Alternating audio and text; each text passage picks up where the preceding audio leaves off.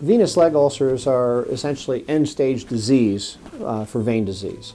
I think the three things that warrant an urgency for treatment are certainly leg ulcers, bleeding, and blood clots.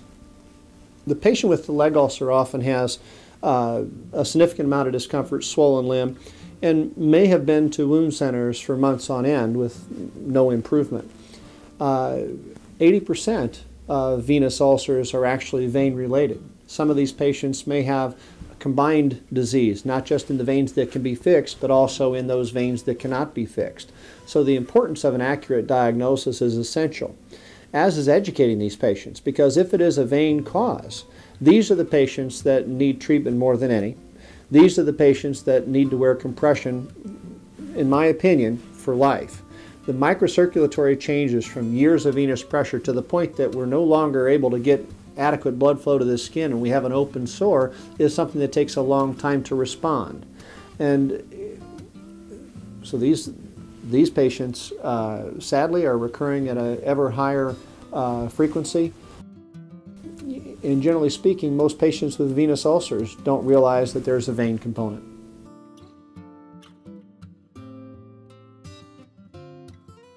So who's at risk of developing leg ulcers? Generally speaking, it's going to be a patient that has a substantial amount of backwards flow and pressure. Okay? Veins exhibit symptoms because of pressure and inflammation, and it's that combination of pressure and inflammation with highest point of impact down at the ankle. At the ankle, we start to see a flare of small red vessels. Eventually, we may see inflammatory changes where the skin is red. It can become firm. Ultimately, we can have the tiny scratch that just takes weeks to heal or ultimately doesn't heal.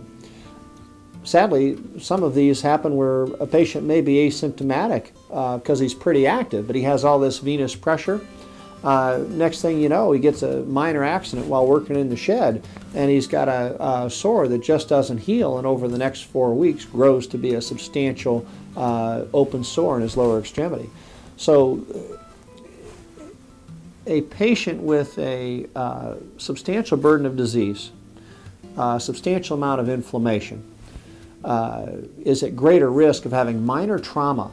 Again, a scratch, a minor injury, a bang on a cart at work, just not heal.